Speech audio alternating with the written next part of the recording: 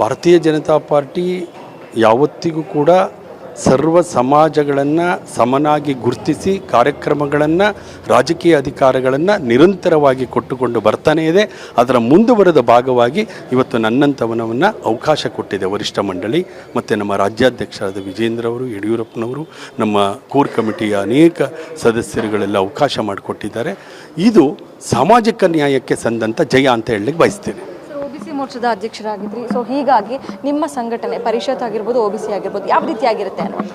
ಪಕ್ಷ ಸಂಘಟನೆ ಮತ್ತು ಹಿಂದುಳಿದವರನ್ನು ನಮ್ಮ ಪಕ್ಷದತ್ತ ಸರಿಯುವಂಥ ನಿಟ್ಟಿನಲ್ಲಿ ನನಗೊಂದು ಜವಾಬ್ದಾರಿ ಇದೆ.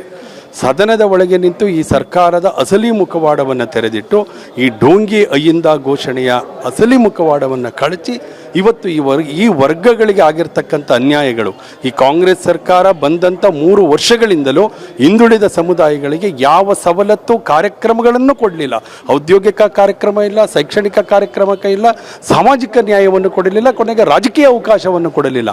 ಆ ದೃಷ್ಟಿಯಲ್ಲಿ ನಿಜವಾದ ಹಿಂದುಳಿದವರ ಪರವಾದ ಕಾಳಜಿ ಬದ್ಧತೆ ಇರತಕ್ಕಂಥದ್ದು ಭಾರತೀಯ ಜನತಾ ಪಾರ್ಟಿಗೆ ಎನ್ನುವುದನ್ನು 28ರ ಚುನಾವಣೆಯಲ್ಲಿ ಇಡೀ ಹಿಂದುಳಿದ ಸಮುದಾಯಗಳನ್ನು ಜಾಗೃತಿಗೊಳಿಸಿ ಪಕ್ಷವನ್ನು ಸದೃಢಗೊಳಿಸುವಂಥ ನಿಟ್ಟಿನಲ್ಲಿ ಸನ್ಮಾನ್ಯ ವಿಜೇಂದ್ರ ಅವರಾದ ನಮ್ಮ ಅಧ್ಯಕ್ಷರಾದ ವಿಜೇಂದ್ರ ಅವರ ನೇತೃತ್ವದಲ್ಲಿ ನಮ್ಮ ಪಕ್ಷದ ಎಲ್ಲ ಪ್ರಮುಖರ ಜೊತೆಯಲ್ಲಿ ಗೂಡಿ ನಾವು ಪಕ್ಷವನ್ನು ಒಗ್ಗಟ್ಟು ಮಾಡಿ ಅಧಿಕಾರಕ್ಕೆ ತರುವಂಥ ಕೈಂಕರ್ಯವನ್ನು ತೊಡುವಂಥ ನಿಟ್ಟಿನಲ್ಲಿ ನಾನು ಹೆಗಲಿಗೆ ಕೊಡುವಂಥ ಒಂದು ಜವಾಬ್ದಾರಿ ನನ್ನ ಮೇಲಿದೆ ಅಂತ ಹೇಳಲಿಕ್ಕೆ ಬಯಸ್ತೇನೆ.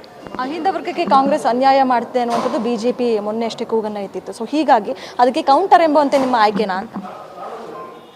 ಸಮರ್ಥವಾಗಿ ಅದರ ಮುಖವಾಡವನ್ನು ಬಯಲಿಗೆಳೆಯುವುದರ ಒಂದು ಭಾಗವಾಗಿ ನನ್ನ ಆಯ್ಕೆ.